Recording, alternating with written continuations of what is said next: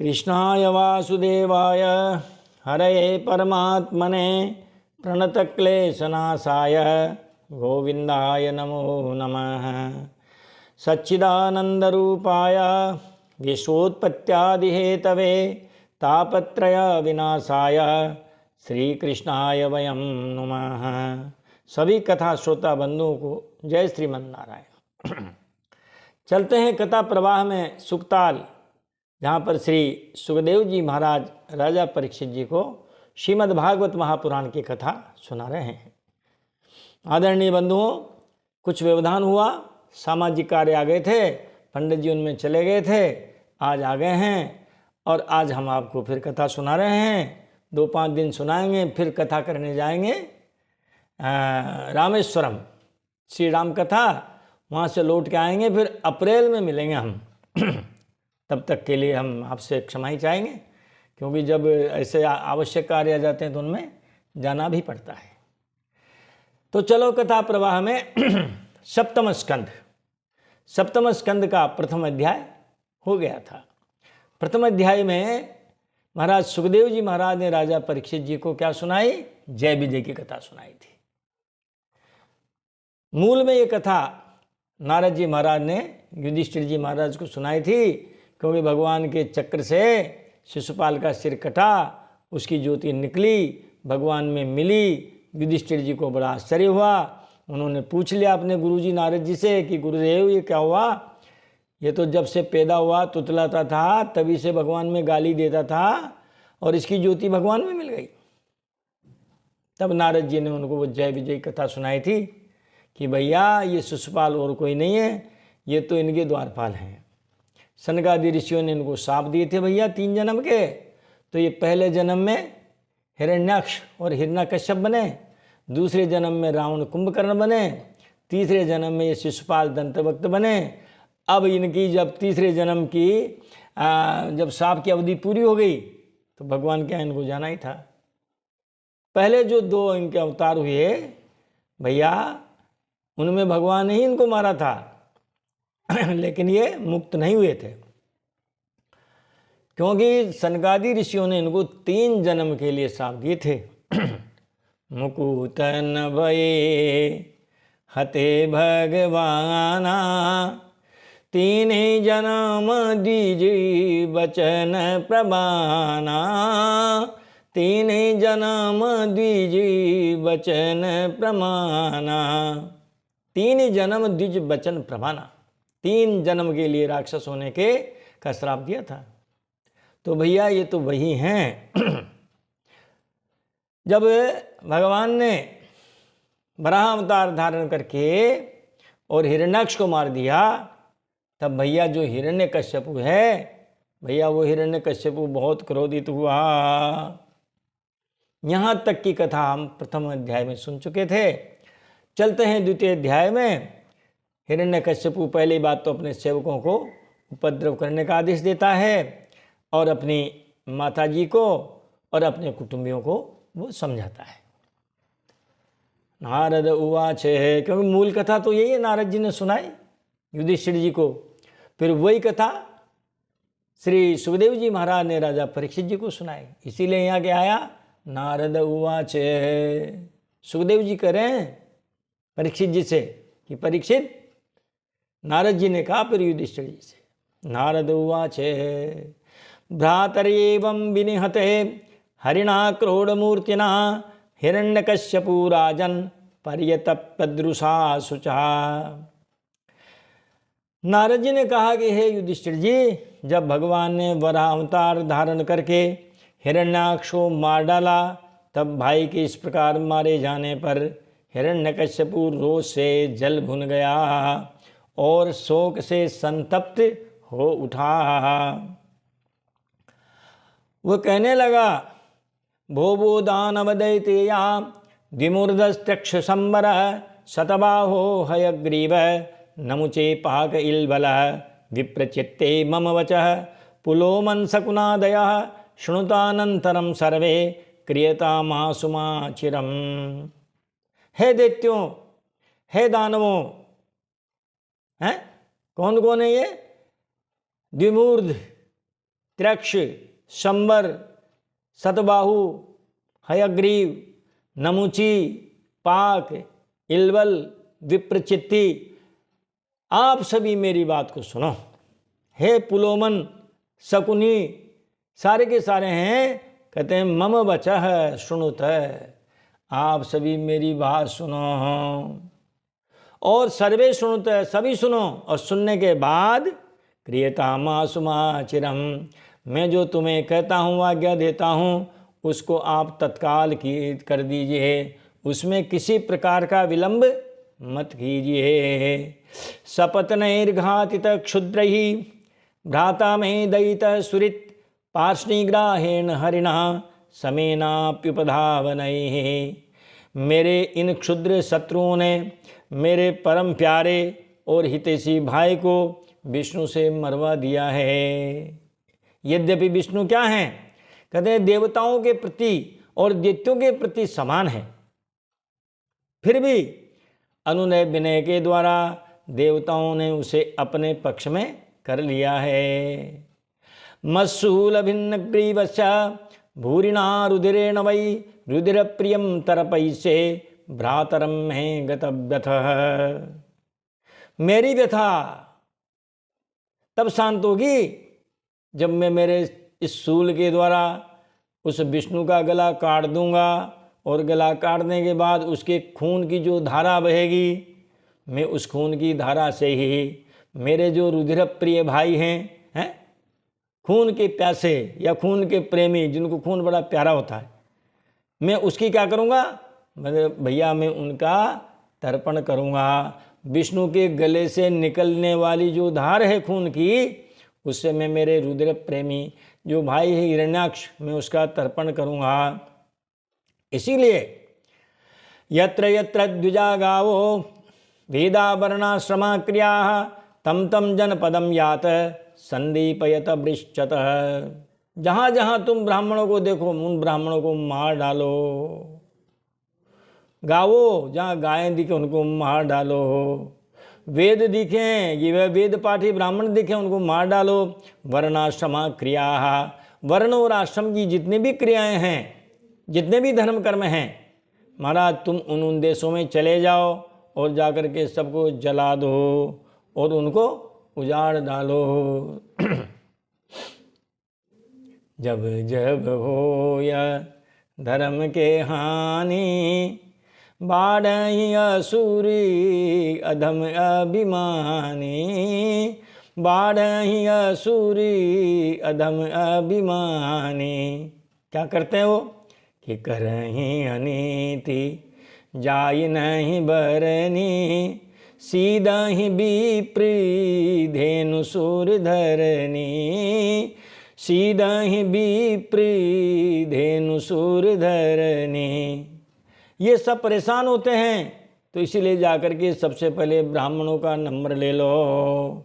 ये पंडित जी खूब खीर मालपुआ खाते हैं और वेद मंत्र पढ़ पढ़ करके हवन कर कर के महाराज इन विष्णु भगवान को पुष्ट करते हैं, देवताओं को बलशाली बनाते हैं। इसीलिए इन जब जड़ ही कट जाएगी तो वृक्ष अपने आप गिर जाएगा।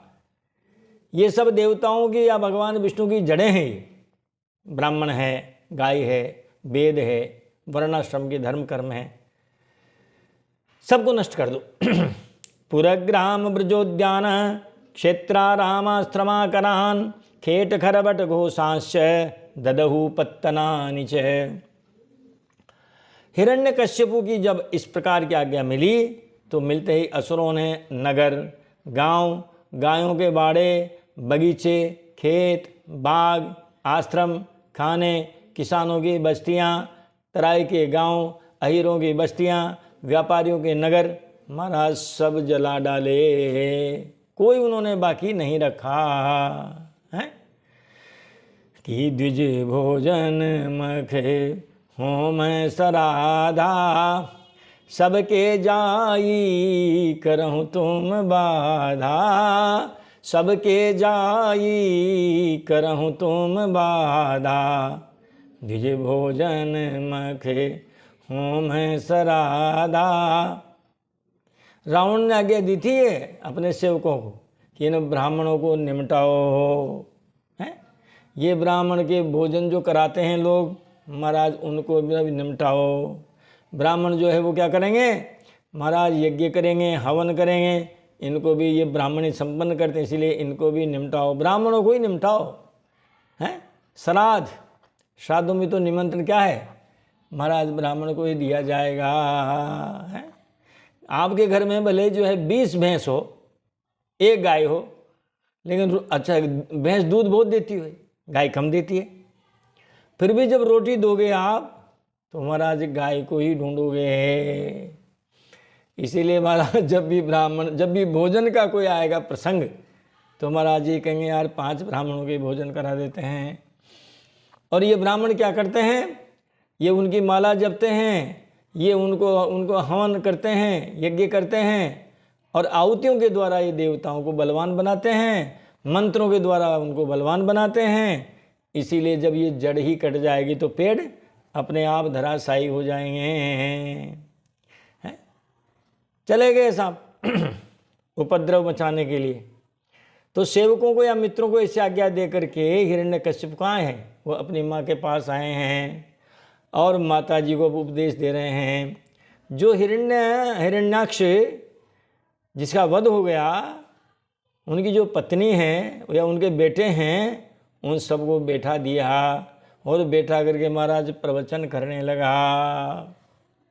हे मेरे भतीजों, हे मेरे प्यारे भाई की वधू, हे मेरी माता जी, आप उनका जाने वालों के लिए आप शोक न करें, क्योंकि इस दुनिया में जो आता है वो निश्चय ही जाता है, और जो जाता है वो निश्चय ही आता है। और ये शरीर तो क्षणभंगुर है, आत्मा तो अजर अमर है। यहाँ हमारे सबके मिलने में वैसी ही कहानी है, जिसे प्याऊ पर पानी पीने लोग आते हैं, इकट्ठे हो जाते हैं, मिल जाते हैं, पानी पीते हैं और अपने अपने रास्ते पर चले जाते हैं। महाराज उसने बड़े बड़े ज्ञान, बड़े बड़े धर्म उपदेश बहुत कुछ दिए, पर उपदेश कुशल बहु तेरे, जे आचरही ते नर न गने रे, जे आचरही ते नर न गने रे, पर उपदेश कुशल बहु तेरे। बड़े उपदेश दिए महाराज। रावण ने भी जब मेघनाथ का वध हुआ, महाराज सुलोचना को और मंदोदरी को महाराज जो है उन्होंने, जो क्योंकि एक पत्नी थी और एक माँ थी, इन दोनों को ज़्यादा कष्ट होता है, जिसने पैदा किया है, जिसके साथ विवाह हुआ है, वहाँ भी उन्होंने बड़े बड़े प्रवचन दिए हैं। यहाँ हिरण्यकश्यप ने भी महाराज उनकी अपनी माँ को और अपने भतीजों को और भतीजों की माँ को भी बहुत बहुत उपदेश दिए, और उपदेश दे करके अब महाराज वो तपस्या करने का उसने मन बना लिया। पहले अध्याय, दूसरे अध्याय का यहाँ विराम होता है और तीसरे अध्याय में हम प्रवेश करने जा रहे हैं। तीसरे अध्याय में हिरण्यकश्यप की तपस्या का वर्णन है, और तपस्या के द्वारा देवताओं का बिल्कुल घबराहट का वर्णन है। देवता ब्रह्मा जी के पास जाते हैं और ब्रह्मा जी से हिरण्यकश्यप वर मांगता है। ऐसी ये संक्षिप्त कथा हमने आपको कही। अब जरा आप श्लोक के हिसाब से आप जो है इस कथा को सुनिए। नारद जी कहते हैं कि हिरण्यकश्यपु राजन अजेयमजरामरम आत्मानम अप्रतिद्वंद्वम एक राज्यम विदित्सत। नारद जी ने कहा कि हे युधिष्ठिर जी, हिरण्याक्ष की मृत्यु के बाद हिरण्यकश्यपु ने अपने आप को अजय करने के लिए, अजर अमर करने के लिए संसार का एक छत्र राज्य बनने की इच्छा व्यक्त की, और इसी इच्छा को लेकर के सतेपे मंदर द्रोण्याम तपः परम दारुणम ऊर्ध्वबाहुर्नभो दृष्टि पादांगुष्ठास्त्रिता वने। सह मंदरद्रोण्याम परम दारुणम तपः तेपे। वो चला गया मंदराचल की घाटियों में। महाराज ने बहुत दारुण भयंकर तप किया। कैसे तप किया? ऊर्ध्व बाहु, उसने हाथ इस प्रकार ऊंचे किए और आकाश की तरफ, सूर्य नारायण की तरफ उसने अपनी दृष्टि लगाई है और धरती पर अपने पैरों का अंगुष्ठ मात्र टिकाया है, अंगूठे के बल पर वो धरती पर खड़ा हो गया। इस प्रकार खड़े होकर के और वह अब तपस्या करने लगा। तेन तप्ता दिवम त्यक्त्वा, हिरण्यकश्यपु की तपस्या की जो ज्वाला निकली महाराज, उस ज्वाला से जब देवता तपने लगे तो उन्होंने स्वर्ग छोड़ दिया। दिवम त्यक्त्वा, दिवम इति स्वर्गम, त्यक्त्वा इति विहाय है, उन्होंने स्वर्ग छोड़ दिया। और कहते हैं सुरा ब्रह्मलोकम ययु, ब्रह्मलोकम ययु सुराः। अब महाराज वे ब्रह्मा जी के पास चले गए हैं। धात्रे विज्ञापयामासु देवदेव जगतपते, जाकर के उन्होंने ब्रह्मा जी की स्तुति की और उनसे निवेदन किया। कहने लगे देवदेव जगतपते दैत्येन्द्र तपसा तप्ता दिवि स्थातुं न शक्नुमः तस्य चोद्यमनं भूमन् विदेहि यदि मन्यसे लोकान् यावत् नङ्क्षन्ति बलिहारास्तवा विभुः। हे देवदेव, हे देवादिदेव, हे जगत के स्वामी, दैत्येन्द्र तपसा तपता, जो दैत्येन्द्र है, जो हिरण्यकश्यपु है महाराज, उसके जो तप है, उस तप की ज्वाला से महाराज हम दिवि स्थातुं न शक्नुमः, हम अब स्वर्ग में नहीं रह सकते, हम जलाए जा रहे हैं, जले जा रहे हैं। तस्य चोद्यमनं भूमन, हे भूमन, हे सर्वसमर्थ ब्रह्मा जी महाराज हैं, कहते हैं तस्य च उपशमनम विदेहि यदि मन्यसे, यदि आप ये मानते हैं कि देवता जिंदा रहें, हैं, संसार की प्रजा जिंदा रहें, तो महाराज उसके उपद्रव को शांत कीजिए, उसकी तपस्या को शांत कीजिए, जो मांगे सो दे दीजिए महाराज, आपके जचे सो करो, लेकिन महाराज इस ज्वाला को शांत कर दीजिए, क्योंकि ये प्रजा ही आपकी सेवा करने वाली है, ये देवता ही आपकी सेवा करने वाले हैं, ये नष्ट हो गए तो आपकी सेवा कौन करेंगे। लोकान यावत नंक्षन्ति, जब तक लोग संसार नष्ट न हो, जो कि तुम्हारी सेवा करने वाले हैं, आप तब तक आप महाराज उनकी जो है तपस्या को शांत कर दीजिए, तपस्या की ज्वाला को शांत कर दीजिए। ये कहा देवताओं कि हे देवादिदेव, हे जगतपति, हम लोग हिरण्यकश्यपु के तप की ज्वाला से तप रहे हैं, अब हम स्वर्ग में रह नहीं सकते हैं। हे अनंत, हे सर्वाध्यक्ष, यदि आप उचित समझें तो अपनी सेवा करने वाली जो जनता है उसका नाश होने से पहले ही महाराज ये तप की ज्वाला को आप शांत कर दीजिए। इति विज्ञापितो देवैहि भगवान आत्मभूर्नृप परितो भृगुदक्षाद्यै ययौ दैत्येश्वराश्रमम्, ययौ दैत्येश्वराश्रमम्। ब्रह्मा जी महाराज खुद गए जहाँ हिरण्यकश्यपु तपस्या कर रहा था। देवैः इति विज्ञापित है, देवताओं के द्वारा ऐसी प्रार्थना करने पर भगवान आत्मभूर्नृप है, नारद जी कह रहे हैं युधिष्ठिर जी महाराज, जो भगवान ब्रह्मा जी हैं वो ब्रह्मा जी स्वयं भृगु दक्षाद्यै परितः है। भृगु और दक्ष प्रजापति ऐसे इन सबको साथ में लेकर के कहाँ गए, वहाँ ही गए मंदराचल की घाटी में, जहाँ महाराज हिरण्यकश्यपु तपस्या कर रहा था, वहीं चले गए। जाकर के देखा तो वहाँ तो कोई दिखा ही नहीं। न ददर्श प्रतिच्छन्नम, प्रतिच्छन्नम यानी ढका हुआ, ढके हुए हिरण्यकश्यपु को वो देख नहीं सके, वो दिखा ही नहीं। वल्मीकि तृण की चकही, क्योंकि उसके ऊपर मिट्टी छा गई थी, मिट्टी में दीमकों ने बांबी बना दी थी। तृण का मतलब होता है घास, जब मिट्टी जमेगी तो घास भी उगेगा। महाराज उनके ऊपर घास, कैसी तपस्या है बताओ। कीचक, कीचक का मतलब है बांस, बताओ। वो जो बांस हैं महाराज, बांस उगाए हैं, घास उगाया है, और जो है उस मिट्टी में दीमकों ने बांबी बना दी है। पिपीलिका विराचिरण मेदस्त्वं मांस शोणितम, और चींटियाँ उसके चाट गई, किसको, उसकी चर्बी को, उसकी त्वचा को, उसके मांस को और उसके खून को। तो अब क्या रहा? हड्डियों का ही तो ढांचा रह गया है।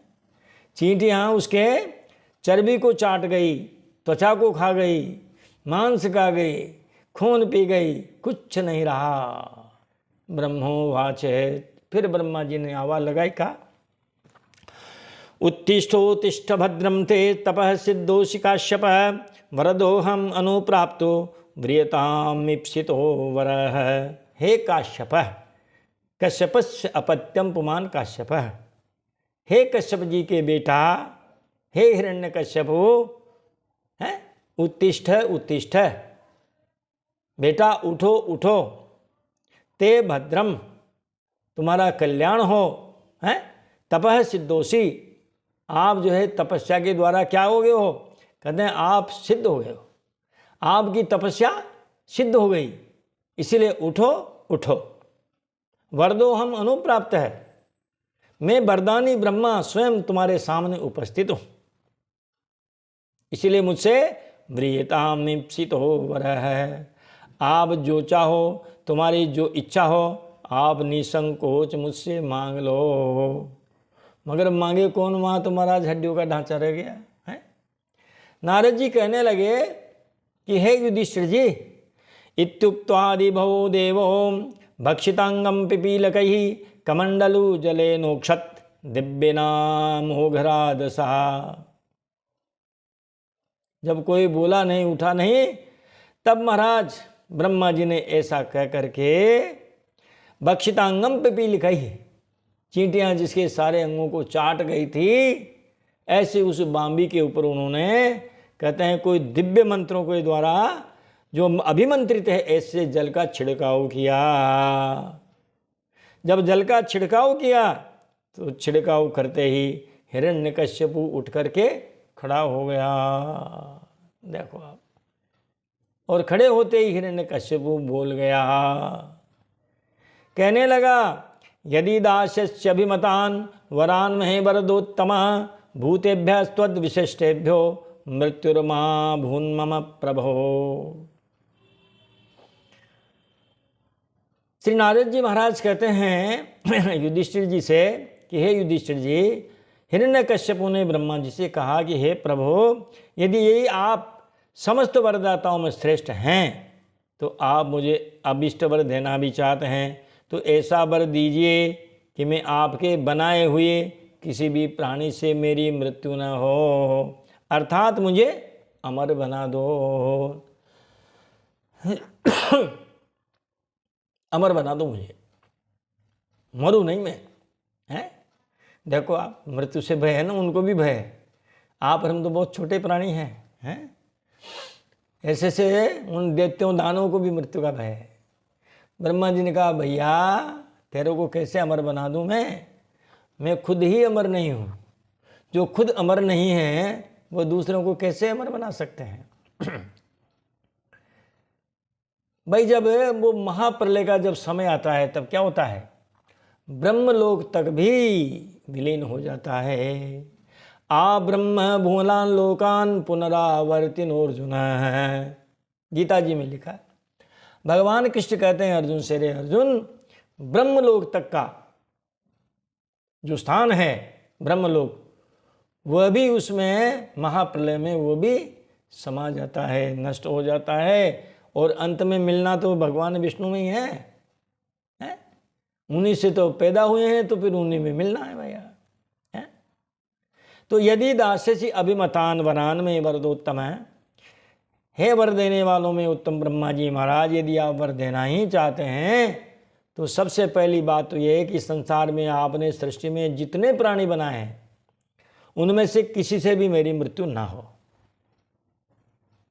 तो ब्रह्मा जी ने असमर्थता व्यक्त कर दी, हम ही अमर नहीं हैं भैया, तो तेरे कैसे अमर कर सकते हैं? कहा नान्तर वही दिवा नक्तम अन्यस्मादपि चायुधै न भूमो नाम मरे मृत्यु न नरे न मृगैरपि। हिरण्यकश्यप ने कहा मैं न घर में मरूं, न मैं बाहर मरूं, न मैं दिन में मरूं, न मैं रात में मरूं, न मैं जमीन में मरूं, न मैं आसमान में मरूं, न मनुष्य से मरूं, न सिंह आदि पशु से मरूं, और भी व्यसुभिर्वा वसुमद्भिर्वा सुरासुरमहोरगैः अप्रतिद्वन्द्वतां युद्धे ऐकपत्यं च देहिनाम्। न सजीव से मरूं, न निर्जीव से मरूं, न देवता से मरूं, न राक्षसों से मरूं, न नागों से मरूं, न अन्यों से मरूं, और युद्ध में कोई मेरा सामना न कर सके। समस्त प्राणियों का एक छत्र सम्राट बनूं। ये दो महाराज मेरे को वरदान।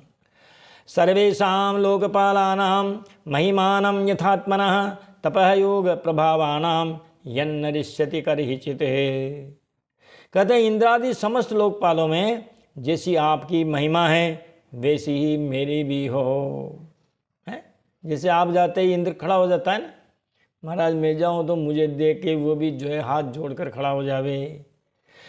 तपस्वियों और योगियों में जो अक्षय ऐश्वर्य आपको प्राप्त है वह भी मुझे दीजिए, मेरा ऐश्वर्य कभी नष्ट न हो, अर्थात मुझे ब्रह्मा जी ही बना दो।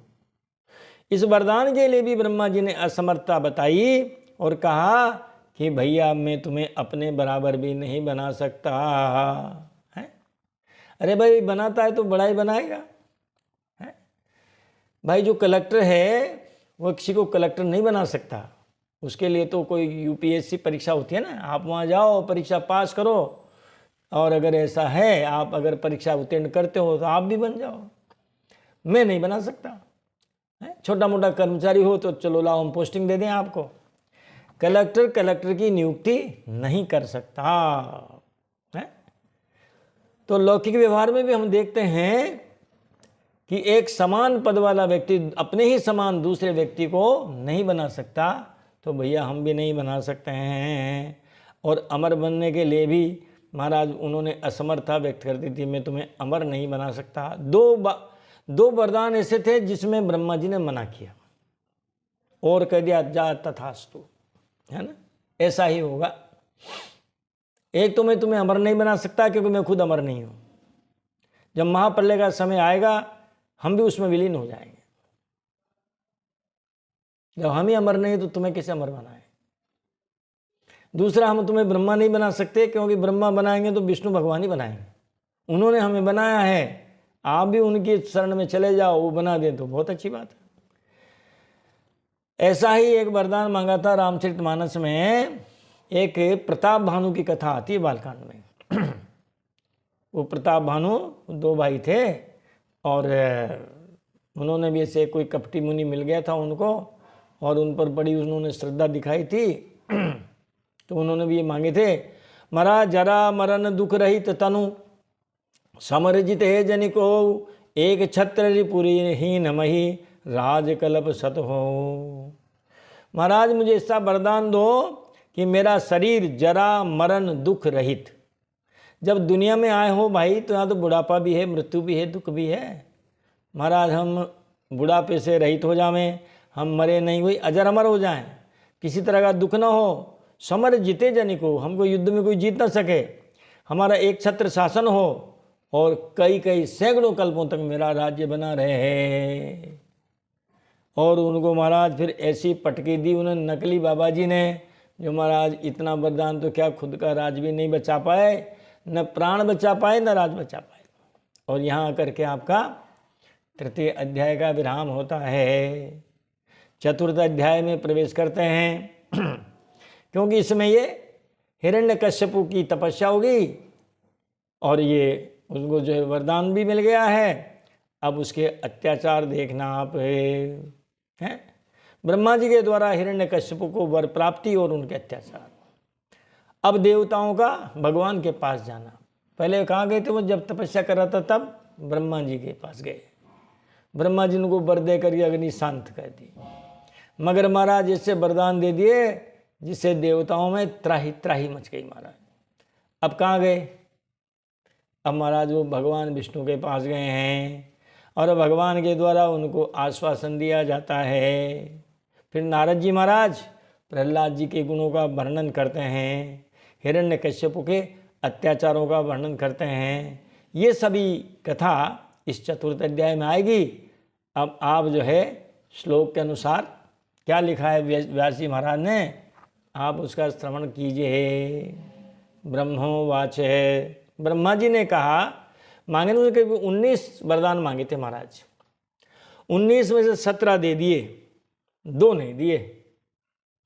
तो ब्रह्मा जी महाराज ने कहा कि ताते में दुर्लभा पुंसाम यान व्रणी से वरान मम तथापि वितराम्यंग वरान यदपि सुदुर्लभान। ब्रह्मा जी ने कहा कि हे पुत्र, तुम जो वर मुझसे मांग रहे हो वे जीवों के लिए बहुत ही दुर्लभ हैं। ऐसा वर किसी को मिल नहीं सकता, परंतु दुर्लभ होने पर भी मैं तुम्हें वे सब वर प्रदान करता हूँ, वे सब देता हूँ। जाओ तथास्तु, आनंद करो बेटा। नारद जी महाराज कहते हैं युधिष्ठिर जी से कि एवं लब्धवरो दैत्यो बिभ्रद हेममयम वपुः भगवत्ते करो द्वेषम भ्रातर्वद मनुस्मरन। नारद जी कहते हैं युधिष्ठिर जी से कि हे युधिष्ठिर जी, जब उस दैत्य हिरण्यकश्यपु ने भगवान से ऐसा वरदान ले लिया तो हमारा आज उसका शरीर कैसे हो गया? स्वर्ण के समान दीप्यमान हो गया, चमकने लगा। अब वो भगवान से ही द्वेष करने लगा, भगवान विष्णु से द्वेष करने लगा। क्योंकि भ्रातुर्वद मनुस्मरन, भगवान विष्णु ने ही वराह रूप धारण करके उसके भाई का वध किया था, इसलिए भाई के वध को कहते हैं स्मरण करके, और अब वो भगवान विष्णु से बैर करने लगा। एवं ऐश्वर्यमत्तस्य दृप्तस्योच्छास्त्रवर्तिनः कालो महान व्यतीयाय ब्रह्मशापमुपेयुषः। नारद जी महाराज कहते हैं कि हे युधिष्ठिर जी, जिसे सनकादिकों ने शाप दिया था वह हिरण्यकश्यपु ऐश्वर्य के मत से मतवाला हो रहा था और दुनिया में त्राही त्राही मचा रहा था। उसके भयंकर से भयंकर वो अत्याचार कर रहा था तथा घमंड में चूर होकर शास्त्रों की मर्यादा का उल्लंघन कर रहा था। देखते ही देखते उसके जीवन का बहुत सा समय बीत गया। देवताओं को उसने पानी भरवा दिया, उसने ऐसा दंड दिया। तशोग्र दंड संविघ्ना सर्वे लोकाः सपालकाः अन्यत्रा लब्ध शरणाः शरणं ययुरच्युतम्। हिरण्यकश्यपु के कठोर शासन से सब लोग और लोकपाल घबरा गए। जब उन्हें और किसी का आश्रय नहीं मिला तब उन्होंने भगवान की शरण ली। इति ते संयतात्मानः समाहित दियो मलाः उपतस्थुर ऋषिकेशम विनिद्रा वायुभोजनाः। बता, वो देवता जो स्वर्ग में रहते थे, स्वर्ग के भोगों का आनंद लेते थे, महाराज अब उनको जो रात में नींद नहीं है। विनिद्रा विगता निद्रा इति विनिद्रा, जिनकी नींद चली गई। वायु भोजना, जब ब्राह्मणी नहीं रहे आहुति कौन लगाए, तो महाराज अब कहाँ उनको खीर का भोजन मिलने वाला है? कहाँ उनको हविष्यान्न का जो है वो मिलने वाला है? अब तो वायु का भोजन करो। इति ते संयतात्मा न। इस प्रकार वे सारे के सारे देवता अपने मन बुद्धि इंद्रियों को जो है संयमित करके, बुद्धि को भी संयमित करके, वे सारे के सारे जो निर्मल जो देवता हैं वो उपतस्तु ऋषि के सम उपतस्तु भगवान श्री नारायण हैं। महाराज उनकी स्तुति करने लगे, उनकी आराधना करने लगे। जब आराधना करने लगे तो तेषाम आविर्भूतवाणी अरूपा मेघनिस्वना सन्नादयन्ति ककुभः साधूनाम भयंकरी। एक दिन उन्हें मेघ के समान गंभीर आकाशवाणी सुनाई पड़ी।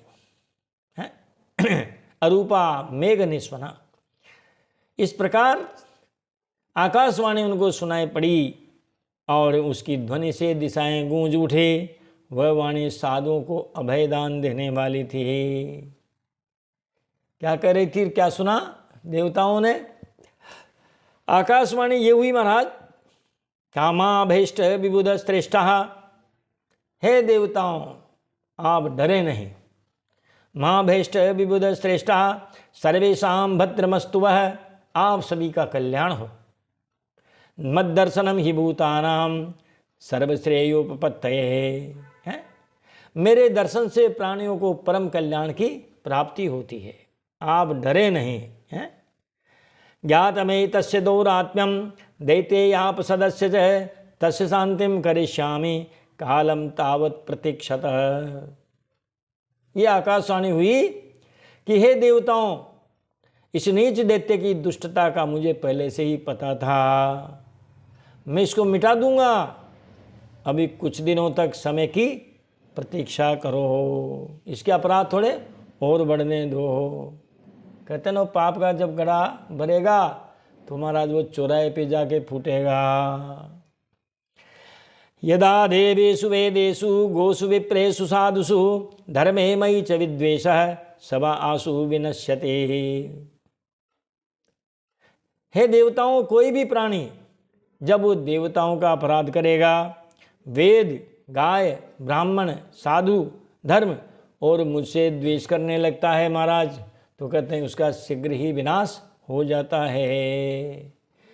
मेरा एक भक्त है इसके यहाँ, निर्वैराय प्रशांताय स्वसुताय महात्मने प्रह्लादाय यदा दुर्येत हनिष्येपि वरोर्जितम। जब ये अपने बैरहीन, शांत और महात्मा पुत्र प्रहलाद से द्रोह करेगा, तब वर के कारण शक्ति संपन्न होने पर भी मैं इसको अवश्य मार दूंगा। है? भगवान का अपराध करें तो उनको ज़्यादा दुख नहीं होता है। अगर उनके भक्त का कोई अपराध कर दे तो महाराज वो बहुत क्रोधित होते हैं। खुद का अपमान वो खुद सह लेते हैं, लेकिन कोई उनके भक्त का अपमान करे महाराज, भगवान इसको नहीं सहते हैं। तो जब ये अपने बैरहीन, शांत और महात्मा पुत्र प्रहलाद से द्रोह करेगा, तब वर के कारण शक्ति संपन्न होने पर भी इसे मैं अवश्य मार दूंगा। नारद जी कहते हैं कि हे युधिष्ठिर जी, तुक्त्वा लोक गुरुना तम प्रणम्य दिवौकसः न्यवर्तन्त गतोद्वेगा मैं निरेचासुरम हतम। जगतगुरु भगवान विष्णु ने जब देवताओं को ये आदेश दिया, तब वे भगवान को प्रणाम करके लौट गए। उनका सारा दुख उद्वेग मिट गया और उन्होंने हिरण्यकश्यप को मानो मरा हुआ ही जान लिया। तस्य दैत्यपते पुत्रः चत्वारः परमाद्भुताः प्रह्लादो भूतमान तेषां गुणैर्महद उपासकः। नारद जी महाराज कहते हैं कि हे युधिष्ठिर जी, जो दैत्यपति हिरण्यकश्यपु है महाराज, उनके बड़े विलक्षण 4 पुत्र थे, आह्लाद, अनुल्लाद, संलाद और प्रहलाद। उनमें प्रहलाद जी यूँ तो सबसे छोटे थे, परंतु गुणों में सबसे बड़े थे और वे बड़े संत सेवी थे। भगवान कृष्ण में उनकी बड़ी अटूट भक्ति थी। हैं? भगवान नारायण में, भगवान विष्णु में उनकी अटूट भक्ति थी। नस्त क्रीडन को बालो उन्मत्त तन्मनस्तया कृष्ण ग्रह गृहीतात्मा न वेद जगदीश्वरम न वेद जगदीदृशम ईदृशम जगत न वेद। इस संसार का तो उन्हें ज्ञान ही नहीं था। मानो जो कृष्ण भगवान हैं, उनका जो अनुग्रह है, उस अनुग्रह रूपी ग्रह ने उनके हृदय को अपनी ओर खींच लिया था। इसीलिए खेलने की उम्र में भी वो खेलते नहीं थे और खिलौनों को एक तरफ फेंक देते थे। न्यस्त क्रीडन को बालो, बच्चा था, खिलौने से खेलने की उसकी उम्र थी, फिर भी महाराज वो खिलौनों से नहीं खेलते थे, बल्कि जड़वत तन मनस्तया। भगवान में उनका इतना मन लगता था कि महाराज वो तो पागलों की तरह रहते थे। क्योंकि भगवान जो श्री कृष्ण का जो अनुग्रह है, कृपा है, उस कृपा रूपी ग्रह ने मानो उनको अपनी ओर खींच लिया था। इसीलिए वो जगत की उनको कुछ भी सुध नहीं थी। आसीनः पर्यटन स्नन शयानः प्रपिबन ब्रुवन् नानुसंधत एतानि गोविंद परिरंभितः, गोविंद परिरंभितः। श्री कृष्ण की अनन्य भक्ति के कारण प्रहलाद जी को महाराज न सोने का ठिकाना उनका, न जागने का, न उठने का, न बैठने का, न खाने का, न पीने का, न चलने का, न फिरने का कुछ भी ध्यान नहीं रहता था। बताओ, घर में हो गया ना विद्रोह। पिता ऐसे हैं जो भगवान विष्णु को ही मार देना चाहते हैं, पुत्र ऐसा है जो भगवान विष्णु की भक्ति में तत्पर हैं। महाराज ये सब नारद जी महाराज के कारण हुआ। आगे कथा आएगी कि प्रहलाद जी को भगवान की भक्ति में किसने लगाया? नारद जी महाराज ने लगाया। आसीनः पर्यटन अश्नन शयानः प्रपिबन ब्रुवन नानुसंदते तानि गोविंद परिरंभितः। नारद जी महाराज कहते हैं कि हे युधिष्ठिर जी, श्री गोविंद की अनन्य भक्ति के कारण प्रहलाद जी को सोने, जागने, उठने, बैठने, खाने, पीने, चलने फिरने का बिल्कुल भी ध्यान नहीं रहता था। क्वचित रुदति वैकुंठ चिंता सबल चेतनः, क्वचित हसति तच्चिंताल्लाद उद्गायते क्वचित है। प्रहलाद जी भगवान की चिंता में विह्वल मन से कभी रोने लगते, कभी आनंद विभोर होकर हंसने लगते, कभी आनंद का अनुभव करके जोर से गाने लगते। नदति क्वचिद उत्कंठो विलज्जो नृत्यति क्वचित तद्भावना युक्तः तन्मयोनुचकार है। प्रहलाद जी कभी उत्सुक होकर गाने लगते, कभी लज्जा त्याग कर नाचने लगते, कभी भगवान की लीलाओं का चिंतन करते हुए उन्हीं लीलाओं को स्वयं भी करने लगते हैं। भगवतमय हो गए थे वो। और गोस्वामी तुलसीदास जी ने भी भक्ति के 2-4 लक्षण बताए हैं। सुन लीजिए आप, क्या असली भक्ति क्या। भगवान को हम बहुत कुछ भेंट करते हैं, राग भोग और श्रृंगार, बहुत भोग चढ़ाते हैं, बड़ा श्रृंगार करते हैं, बड़े उनके भजन गाते हैं महाराज हैं। लेकिन इन सब से भी ज़्यादा जो प्रसन्न रहते हैं वो किससे रहते हैं?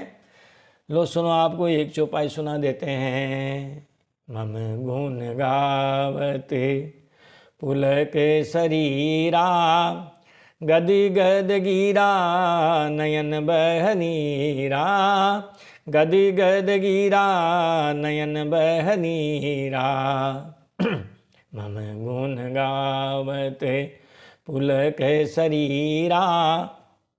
मेरा गुणगान करते करते जिसका शरीर रोमांचित हो जाए। रोमांच कब होगा? महाराज जब हमें उनका सानिध्य प्राप्त होगा।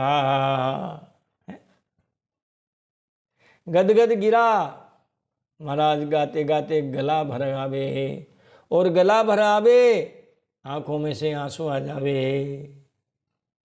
नयन बह नीरा, आंखों में से आंसू बहने लग जाए। मैं समझता हूँ महाराज जब हम मंदिर में जावें या घर में भी आप ठाकुर जी के सामने बैठे हैं, महाराज देखें कभी सोचो कभी 2 आंसू गिरे हैं क्या? और 2 आंसू नहीं गिरे तो महाराज वो भक्ति नहीं है। अरे आप जो कुछ भी चढ़ाते हैं उनकी कमी है क्या उनके पास है? जब आप कहते हो अखंड ब्रह्मांड नायक हैं, त्रिलोकीनाथ हैं, ठीक है हमारी श्रद्धा है, हम उनको राग भोग श्रृंगार निवेदन करते हैं, लेकिन महाराज आंखों में से आंसू नहीं आते हैं। आंखों में से आंसू तभी आएंगे जब महाराज प्रहलाद जी जैसी भक्ति करेंगे। हम दुनिया को भूलेंगे हैं और उधर लगेंगे, वरना भजन करते हुए भी महाराज कई विचार हमारे मन में संकल्प विकल्प चलते रहते हैं, और घर की जो कई समस्याएं हैं वो भी हमारे दिमाग में घूमती रहती है। सेवा पूजा भी करते रहते हैं हम, जो है दुनिया में भी रहते हैं और दीनानाथ में भी रहते हैं। तो 5 मिनट का समय ऐसा हो जब हम दुनिया में न रहें, हम दीनानाथ में रहें। अगर दीनानाथ में रहोगे, दीनदयाल में रहोगे, तो महाराज ये भी संभव है, आपकी आंख से 2 आंसू गिर सकते हैं। जिस दिन आपके आंख में 2 आंसू आ जावे, समझ लो ये आज के 2 सेकंड ही हमने भक्ति की है।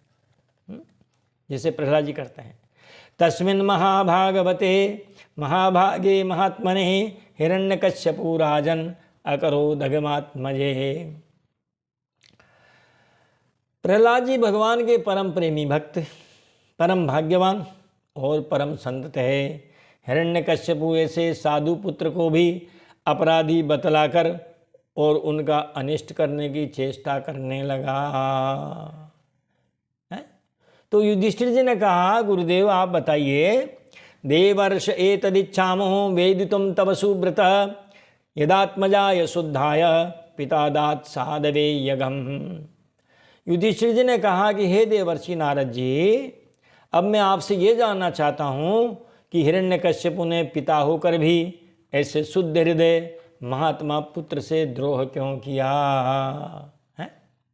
पुत्रान भी प्रतिकूलान स्वान पितरः पुत्रवत्सलाः उपालभन्ते शिक्षार्थम नैवाघम अपरो यथा।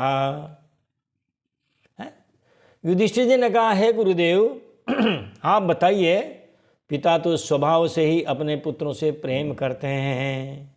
यदि पुत्र विपरीत आचरण करता है तो पिता उसे शिक्षा देने के लिए डांटते अवश्य हैं। अरे दुदकारते भी हैं, पुचकारते भी हैं। बच्चों के साथ माता पिता का क्या चलता है? या तो दुदकार या पुचकार है। रूठ गया, मान लो कोई गलत जो है वो नुकसान वगैरह कर दिया तो डांट देते हैं। कोई हमेशा डांटते हैं क्या? फिर बच्चों को पुचकारते भी हैं। तो हम पिता हैं, वो परम पिता है। भगवान जो है वो तो परम पिता है। तो नारद जी कहते हैं युधिष्ठिर जी से कि महाराज, पिता उन्हें शिक्षा देने के लिए डांटते अवश्य हैं, किंतु शत्रु की तरह शत्रुता का व्यवहार नहीं करते हैं।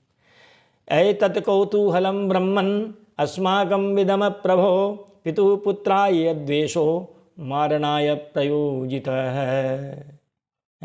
हे गुरुदेव आप हमें ये बताइए, मुझे जानकर बड़ा आश्चर्य हो रहा है कि पिता ने द्वेष के कारण पुत्र को मार डालना चाहा।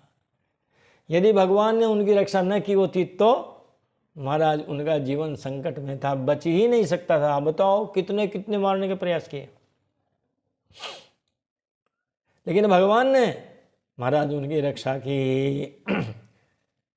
नाम जपत प्रभु कीन्ह प्रसादु भगत शिरोमणि भय प्रहलादु। भगत शिरोमणि भय प्रहलादु नाम जपत प्रभु कीन्ह प्रसादु। भगवान के नाम में तल्लीन रहते थे। महाराज भगवान ने उनकी रक्षा की। और ये भी जवाब मिल जाएगा इनको कि देखो भगवान हमेशा देते ही देते को नहीं मारते हैं। अरे प्रहलाद को बचाया, प्रहलाद के खानदान में फिर सबको बचाया। चाहते तो राजा बलि को भी मार सकते थे। वो भी तो दैत्य कुल में जन्म लिया था उन्होंने। तो भगवान तो सबके प्रिय हैं। हाँ, उनसे आप जैसा व्यवहार करोगे वो व्यवहार तो उनको निभाना पड़ेगा। आप किसी से शत्रुता करोगे तो कोई थाली में फूल और लड्डू लेके थोड़ी आएगा महाराज, वो शत्रुता का ही व्यवहार होगा। तो युधिष्ठिर जी महाराज ने कहा कि हे गुरुदेव, मुझे जानकर बड़ा आश्चर्य हो रहा है कि पिता ने द्वेष के कारण पुत्र को मार डालना चाहा। अब आप कृपा करके मेरी ये जिज्ञासा शांत कीजिए और हम भी अब इस जिज्ञासा को यहीं रखेंगे। अगला जब भी वीडियो बनाएंगे तब बताएंगे कि नारद जी महाराज ने महाराज युधिष्ठिर जी की इस जिज्ञासा को कैसे शांत किया। और तब तक के लिए हम लेते हैं आपसे विदा। बोलिए बाल कृष्ण लाल की जय। बोलिए वृंदावन बिहारी लाल की जय। जय जय श्री राधे।